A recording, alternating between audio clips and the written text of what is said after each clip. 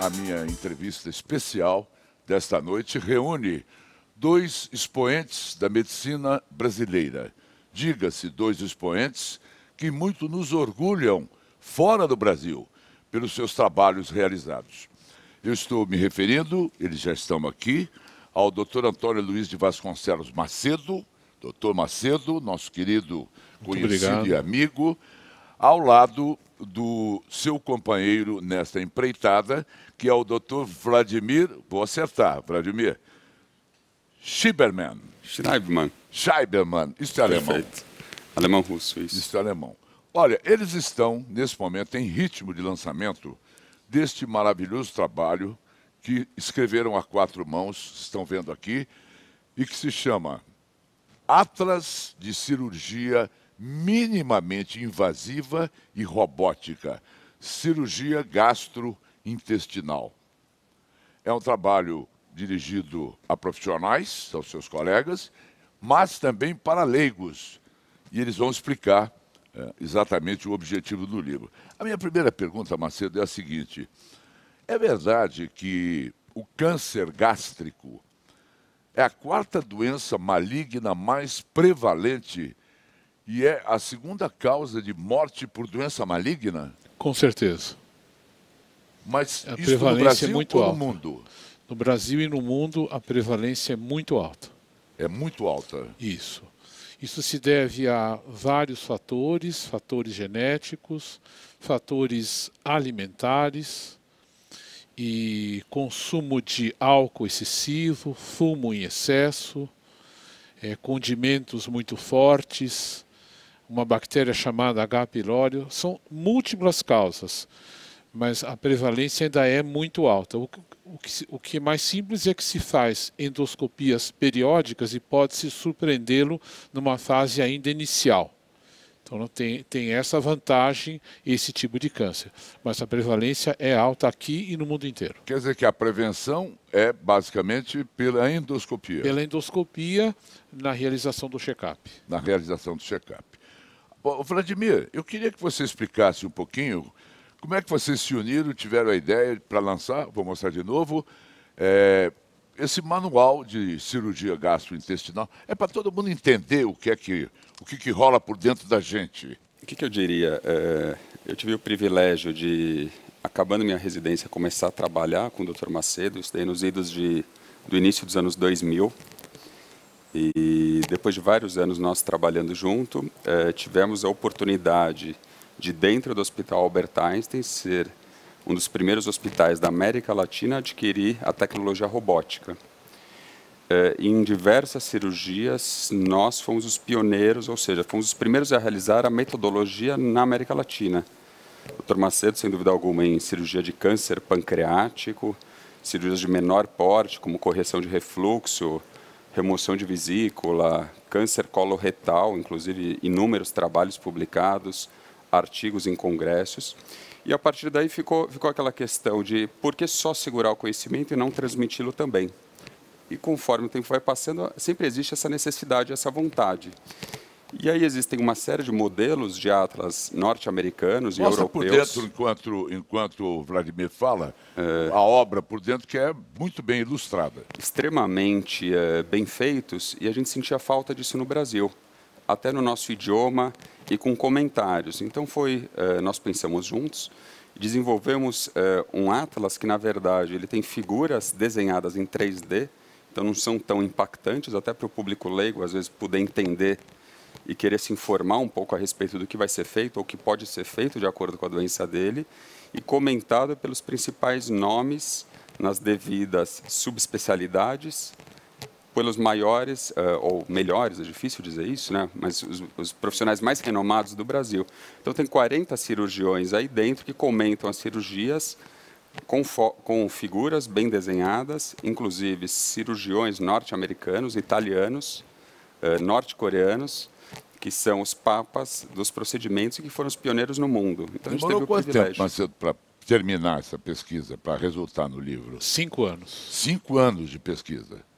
Agora, eu sempre soube que a cirurgia tradicional abre a barriga. É uma cirurgia lá atrás, invasiva. Depois veio a laparoscopia, mas o sistema robótico, no qual, especialmente, o Dr. Macedo é o mestre dos mestres no Brasil, é uma coisa que é feita já com frequência, mas esse método, através do robô, é minimamente invasivo? Na realidade é o seguinte, no século passado, que é o século XX, foi o século do desenvolvimento das grandes cirurgias, que chegaram a um resultado extremamente interessante, extremamente aprimorado, com um índice de sucesso altíssimo. No princípio, no final do último século, começo desse século, teve início a laparoscopia, que permitia realizar procedimentos parecidos com o da cirurgia aberta, sem a desvantagem do trauma da incisão cirúrgica. Da incisão. Isso.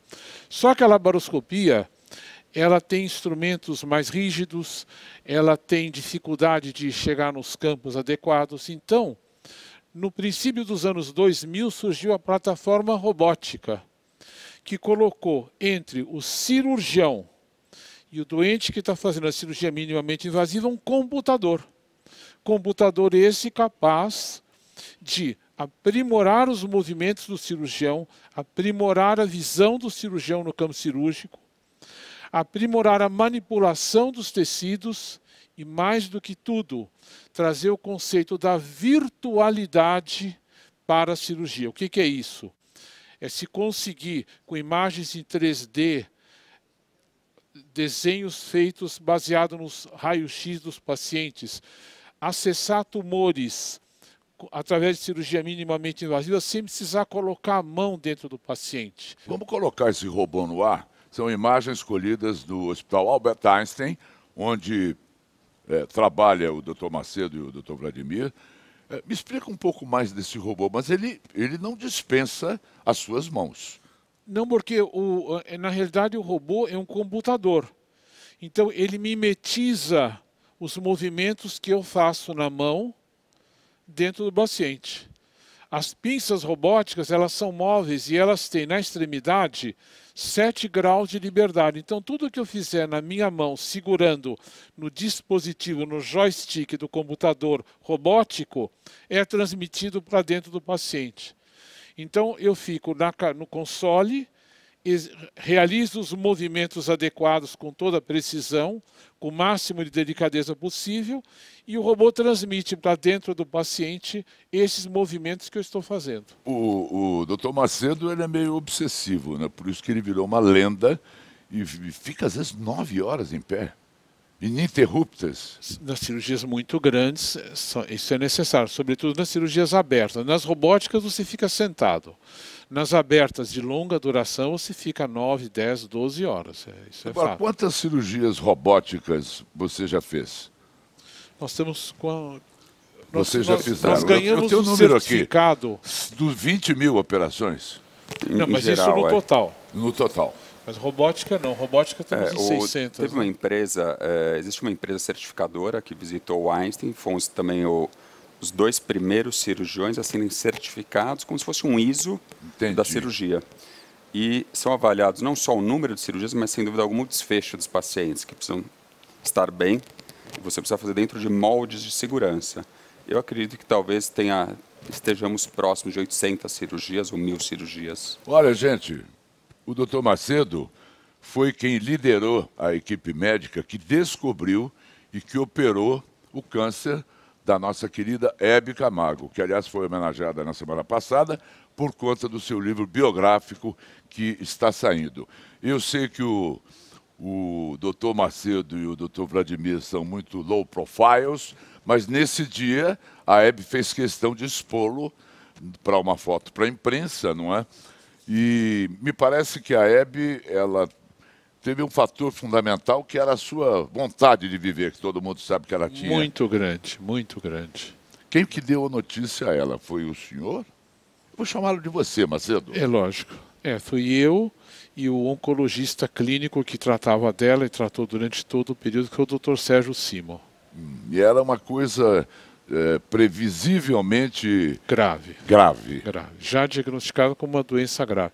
E graças à força de vontade dela, a força espiritual dela, é que ela pôde resistir durante vários anos, até que a doença não deixou mais ela. Você acredita muito nisso, nessa força espiritual? A pessoa não se entregar, tem muito disso, não é, Vladimir?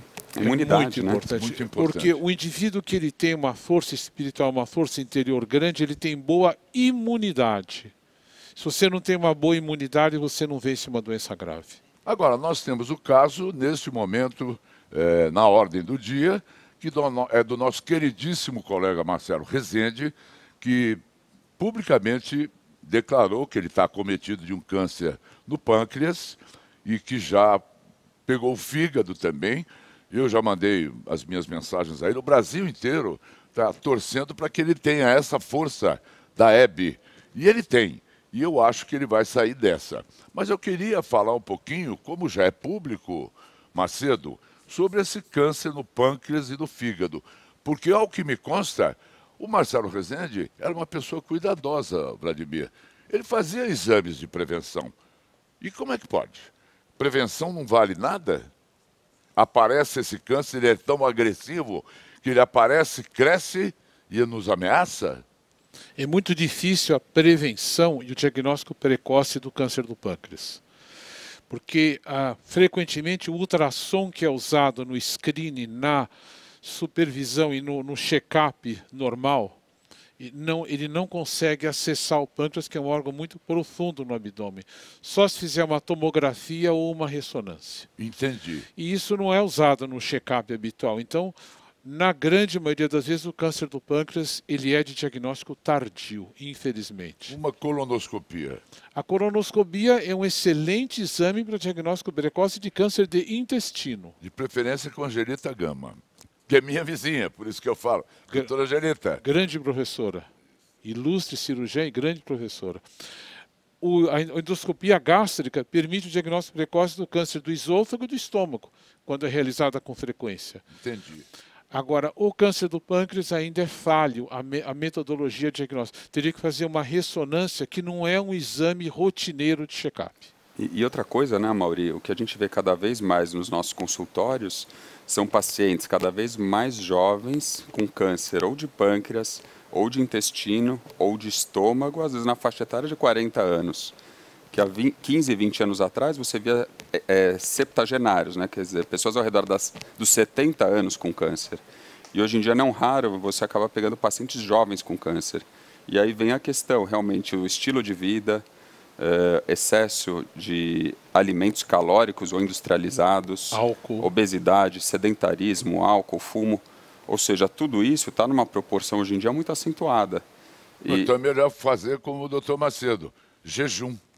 Jejum intermitente. Estou falando assim porque também é muito famoso uma metodologia que o próprio Macedo inventou para aguentar essas jornadas de muitas horas sentado no robô ou em pé operando. Eu queria que você falasse disso, Macedo, que você desenvolveu. O jejum está incluso? Me conte que eu quero também fazer. Todos querem fazer. Atenção! Receita especial do doutor Macedo, que ele pratica. Se ele pratica, nós podemos praticar também, não é, Paula? Eu pratico esse jejum uma vez por semana de 16 horas, porque, se você pensar bem, as religiões mais inteligentes e antigas, como é o caso da religião judaica, ela preconiza períodos de jejum. Por quê? O jejum ele acalma o ser humano, o jejum ele torna o ser humano mais forte, e ele abaixa os níveis de insulina. Uma vez por semana? Uma vez por semana, não precisa muito mais que isso. Então, uma vez por semana, você limpa o seu organismo, você fica mais calmo, você abaixa seu nível de insulina, você cortisol, pressão. O excesso de cortisona, que degrada a nossa biologia, que lesa o nosso organismo, você abaixa. E você está preparado a enfrentar uma cirurgia de 12 horas que você não pode ficar tonto, com fome e sair para comer. Você tem que ficar lá o tempo todo. Se você se alimentar numa cirurgia, você vai ficar enfraquecido e não pode. Então, o jejum ele é uma ajuda para quem tem um trabalho muito extenuante e de muitas horas de trabalho. E é recomendado para todo mundo que está nos assistindo, cada um tem que consultar o É seu uma médico. sugestão, cada um tem que Vladimir? consultar seu médico. Você né? faz jejum, Vladimir? Eu faço. Lógico. Faz? Claro. Procuro fazer. Na verdade, o que o Dr. Macedo falou é perfeito, né? Precisa tomar muito cuidado. Se você, de repente, tem uma atividade de alto gasto calórico, ficar em jejum, você pode ter uma hipoglicemia, passar mal. Mas eu diria, de repente, pegar um domingo, que é um dia mais tranquilo, então você janta no sábado e vai comer depois só no domingo à tarde, não precisa ser de 24 horas, faz de domingo 16, não, 18 não. horas. Macedo, domingo não. Domingo não é dia, é brincadeira. Mas se você for fazer muita ginástica, ou se você toma remédios, as de pressão e açúcar, precisa tomar cuidado com esse jejum para não passar mal. Macedo, diz que os seus exercícios físicos, você os programou para que o seu tórax e os seus braços fiquem muito maleáveis por causa do manejo do robô. Isso. É verdade? Como é que se faz isso? Mas também é benéfico para a cirurgia aberta, benéfico para a cirurgia laparoscópica, você fazer uma musculação de meia hora de exercícios, Diariamente? de preferência diariamente, sem muito tempo de descanso, sem pegar muito peso, fazendo um exercício bem calmo, bem suave, e de modo a que você mantenha uma tonificação muscular, que você não canse nas cirurgias grandes. Porque como é que o cirurgião começa a acabar? Quando a musculatura dele não aguenta mais a coluna, ele começa a vir para frente. Então ele começa a vir para frente, ele começa a ficar mais fraco, o ombro não segura mais, a mão começa a tremer. Como é que a mão não treme? Você tem um cabide forte no ombro e no braço. A mão não tem tremor nenhum. Se você tem um cabide fraco, o peso da mão começa a tremer. Então, não só para a robótica, que facilita, você fica apoiado, mas também para a cirurgia aberta é importante que se faça exercícios físicos, mas com cuidado. É lógico que sem anabolizante, sem pegar excesso de peso, uma coisa que você sinta conforto em fazer e sem muito tempo, porque se você fizer um exercício físico de mais de meia hora de musculação forte, você começa a produzir cortisona e o exercício começa a ser deletério. Portanto, ficar 1 hora, 2 horas em academia fazendo exercício pode ser deletério porque começa a produzir cortisona. Agora, eu fiquei intrigado. O câncer do pâncreas, e no caso do nosso querido Marcelo Rezende, foi divulgado que já atingiu o fígado. Não tem sintomas, a gente não sente nada, ou só sente quando a agressividade da patologia já se esparramou? Geralmente, em fases iniciais, os tumores, principalmente os de pâncreas, são assintomáticos.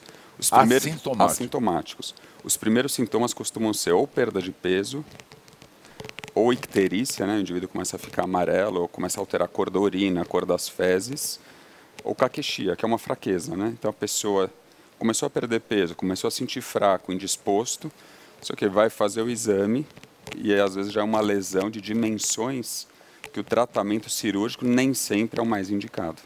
Por isso que a resolutibilidade ou a cura, especificamente no câncer de pâncreas, muitas vezes ela é tardia ou remota.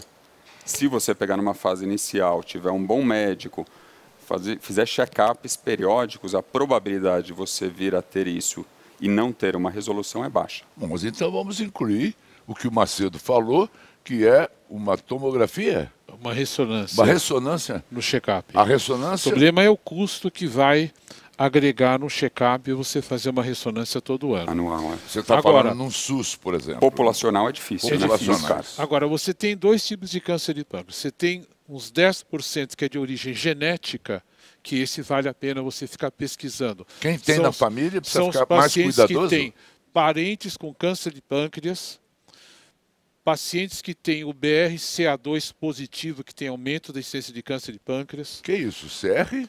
BRCA2 é aquele caso do câncer de mama familiar. Um marcador genético. É um marcador genético que predispõe também ao câncer de pâncreas e tem outras causas também de câncer de pâncreas, síndrome de melanoma familiar, alguns genes que predispõem ao câncer de pâncreas, mas isso tudo dá mais ou menos 10%. 90% do câncer de pâncreas, ele é de origem ambiental. O que é ambiental? Muita carne vermelha. Sabe-se que a quantidade de carne vermelha que você pode comer por semana é máximo 500 gramas, para não se expor para fatores cancerígenos. E a carne vermelha, como dizem os americanos, ela tem que ser mal passada. Não pode ser well done, quer dizer, ela não pode ser esturricada, porque aí ela aumenta a chance de câncer por causa dos nitritos em cima da área queimada. Não pode tomar mais do que 15 gramas de álcool por dia. 15 gramas? É. Eu estou perdido, doutor Macedo. O que se fala que o álcool faz bem para o coração, faz bem para a saúde, faz bem para a alma, tudo, é uma quantidade pequena. 15 Duas gramas, taças de vinho? 15 gramas equivale a uma taça de vinho de 130 ml. Seria uma taça pequena, não aquela taça tulipa, pequena, né? Não é aquela taça grandona. Vladimir, você não toma essa taça pequena. Confesse. Mas eu tomo de fim de semana, preferencialmente, né? Aí eu concentro num dia.